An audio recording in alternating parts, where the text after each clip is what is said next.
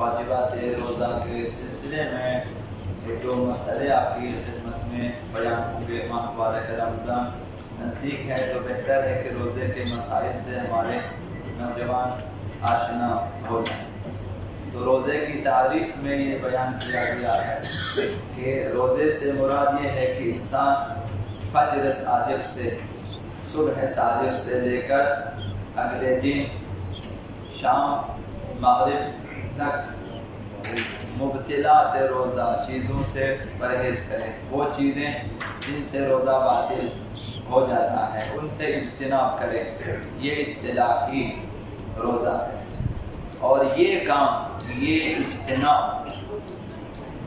اول فجر سے لے کر مغرب تک تمام مبتلات روزہ سے اجتناب کرنا، یہ اللہ کی بارگاہ میں اظہار تواضع و انکساری و فروتنی کے لیے ہونا چاہیے اور بغرض اطاعت فرمان الہی ہونا چاہیے، یعنی خدا متعال کا حکم ہے اور میں اس کی اطاعت کرتا ہوں، اس مقصد کے لیے، یا پھر رضا پروردگار اور قرب پروردگار کے لیے ہونا چاہیے۔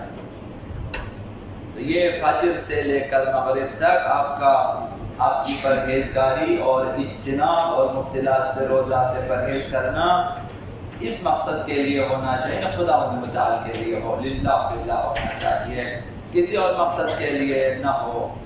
ممکن ہے کہ بعض احباب جو ہے زیادہ وزن رکھتے ہوں اور وہ چاہتے ہوں کہ روزہ رکھوں گا تاکہ میرا وزن کم ہو جائے۔ یہ نیت شامل نہ کرے کسی بھی صورت میں کہ ڈائٹنگ کرنا، وزن کم کرنا، یہ اگر شامل کریں گے روزہ باطل ہو جائے گا، خود بخود آپ کا وزن کم ہو جائے گا۔ آپ کا روزہ رکھنا اس مقصد کے لیے نہ، مثلا کوئی اسی طرح سے کوئی بھی اور چیز شامل نہ، صرف خدا متعال کی اطاعت، فرمانبرداری، رضایت، خوشنودی اور تقرب، یہ ذہن میں ہونا چاہیے۔ روزہ اسلام کی اہم دینی عبادات میں سے ایک ہے، جس کے معنی یہ ہے کہ ہر مکلف انسان خدا کی اطاعت کی خاطر صبح صادق سے مغرب شرعی تک مبتلات روزہ امور سے پرہیز کرے۔ اور مکلف کسے کہتے ہیں؟ مکلف سے مراد وہ شخص ہے جو بالغ ہو، عاقل ہو، باہوش ہوش میں ہو اور قدرت رکھتا ہو، موانع شرعیہ نہ رکھتا ہو، روزہ رکھنے کی طاقت رکھتا ہو، بالغ ہو، عاقل ہو، دیوانہ نہ ہو، اور جو ہے موانع شرعیہ ہوش میں ہو، بے ہوش نہ ہو۔ تو موانع شرعیہ کسے کہتے ہیں؟ موانع شرعیہ سے مراد وہ حالات ہیں کہ جن میں شریعت روزہ رکھنے کی اجازت نہیں دیتی۔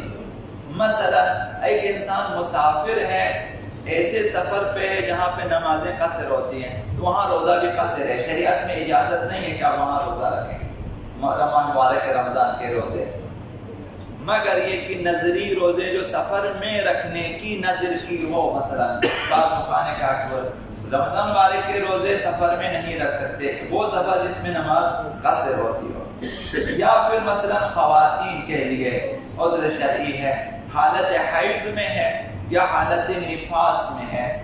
ماہانہ خواتین کے لیے جو خون کا سلسلہ ہے، خون حیض، اس میں بھی روزہ رکھنا حرام ہے اور قضا واجب ہے۔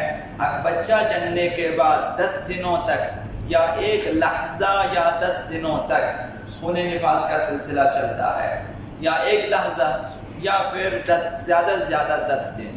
خون حیض کم از کم 3 دن، زیادہ سے زیادہ 10 دنوں تک چلتا ہے، اس سے زیادہ نہیں ہے۔ تو ان دنوں میں جن میں یا خون حیض میں مبتلا ہے یا خون نفاس میں مبتلا ہے، خواتین کے لیے عذر شرعی روزہ نہیں رکھ سکتی ہیں۔ اور یا مثلا روزہ مضر ہو انسان کے لیے، نقصان دہ ہو، تو یہ موانع شرعیہ، جن کے پاس یہ موانع نہ ہوں ان پر روزہ رکھنا واجب ہے کہ وہ روزہ رکھیں۔ رمضان المبارک کا روزہ بہت ہی اہمیت کا حامل ہے، ارکان اسلام میں سے ہے۔ وہ جو آپ کے پاس دین مبین اسلام ہے، جس میں آپ داخل ہے، جس پہ آپ عمل کرتے ہیں، اس کا ایک رکن روزہ ہے۔ یعنی ایک انسان اگر روزے کو کمزور سمجھتا ہے، لاپرواہی کر سمجھے، اس کے اندر کا اسلام بہت کمزور ہے۔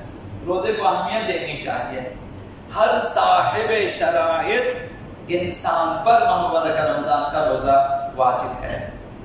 یہ جو روزہ ہے ہجرت کے دوسرے سال شعبان کی 28 تاریخ کو واجب ہوا۔ پیغمبر اسلام نے ہجرت کی، ہجرت کے 2 سال بعد ماہ مبارک شعبان، اور شعبان کی بھی 28 تاریخ کو جب خدا متعال کی طرف سے آئے یہ روزہ، وجوب روزہ کی آیت نازل ہوئی، یا ایھا الذین آمنوا کتب علیکم الصیام کما کتب علی الذین من قبلکم لعلکم تتقون۔ ایمان والو تم سے روزہ لکھ دیا گیا ہے، فرض کر دیا گیا ہے، اس طرح تم سے پہلے لوگوں پہ فرض تھا۔ جب یہ آیت نازل ہوئی تو اس سال ماہ مبارک رمضان کا روزہ واجب ہوا۔ تو پہلا شخص جس نے روزہ رکھا روایات کے مطابق حضرت آدم علیہ السلام ہے، یا حضرت آقا رسول خدا صلی اللہ علیہ وسلم ارشاد فرمایا، یہ حدیث من لا يحضره الفقیہ میں موجود ہے۔ پیغمبر اسلام نے فرمایا ان آدم لما اکل من الشجرہ، جب جنت میں، جس جنت میں حضرت آدم کو رکھا گیا تھا، اور وہ جو شجرہ ممنوعہ تھا جس سے حضرت آدم نے تناول فرمایا، تو بقی فی بطنہ 30 یوما، وہ چیزیں جو حضرت آدم نے کھا لی تھی اس شجرہ ممنوعہ سے، 30 دنوں تک حضرت آدم کے شکم مبارک میں وہ چیزیں رہی۔ تو پھر فرض اللہ علی ذریتہ، خدا متعال نے حضرت آدم کی ذریت پر بھی یہ فرض کر دیا کہ 30 دنوں تک بھوک اور پیاس برداشت کرے۔